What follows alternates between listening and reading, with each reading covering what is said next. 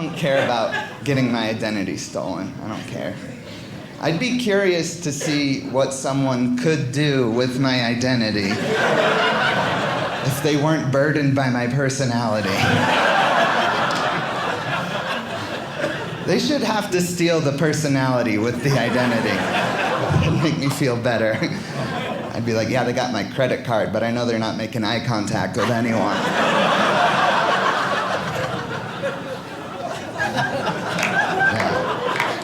Very awkward person. The problem I've found with being awkward is not that you don't know when you're being awkward. You know. It's just that your brain gives you no better options. I am so jealous of stupid people. Have you seen them? They look so happy. They'll just leave a train wreck of a conversation they just had with this face like, I totally nailed that. And they didn't. And I know exactly how badly I'm doing at all times, and I can't stop it from happening. Like, have you done this? I do this all the time.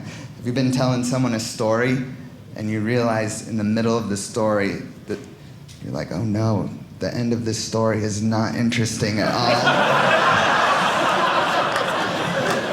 And you finish telling the story, your friend has anticipation in their eyes, and you know you have nothing. You're gonna have to apologize for speaking at the end of this. Like, I'm sorry, I thought that story was going somewhere myself. I'll get back to you. My friend told me a story about how he went to a restaurant and the waiter had to give someone the Heimlich maneuver. It was a crazy story. So I started telling him my story about how I went to a restaurant, and in the middle of telling it, I realized that the grand finale to my story was basically, I had a waiter also one time.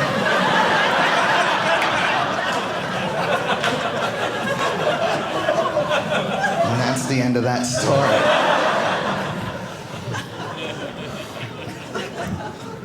Not worried about identity theft. I think it's interesting the things we use to protect our identity. Like, sometimes you just use your name and birthday.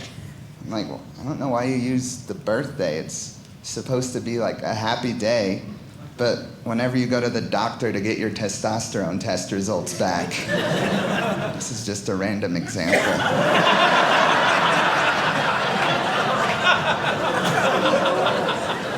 Say you went in for a previous testosterone test, and your results came back just shockingly low. So, gotta go in for a follow-up, just hoping against hope you don't have to take drugs to stay your own gender. Just fingers crossed that you're not a woman who identifies as a man trapped in a man's body. It's way too confusing even to explain to yourself. That's sensitive information. You wouldn't want that to get out there. Especially to a group of people you don't know, and certainly millions of people who will view this on the internet. And all they ask you to verify that you are who you are is your name and birthday. And like, I tell Baskin Robbins that every year for my free pint of ice cream. I don't like that Baskin Robbins has access to my testosterone test results. Get my birthday pint of ice cream and they're like, ooh, you sure you want to be eating ice cream at a time like this? It's gonna go right to your bosoms, my friend.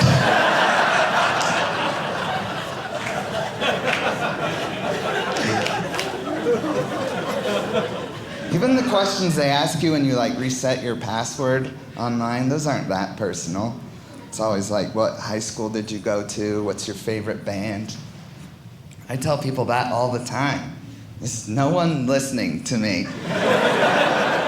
They need to ask you questions that are even more personal. Questions you don't even want to answer. Only if you're honest with yourself. Questions that if people knew that about you, they wouldn't even want to steal your identity. Insecurity questions.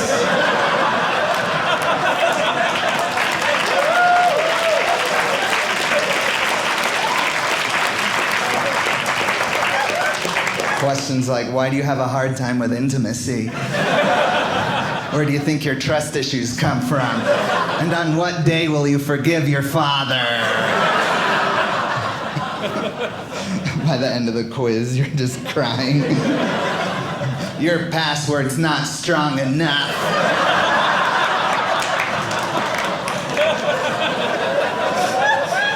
I'm not strong enough.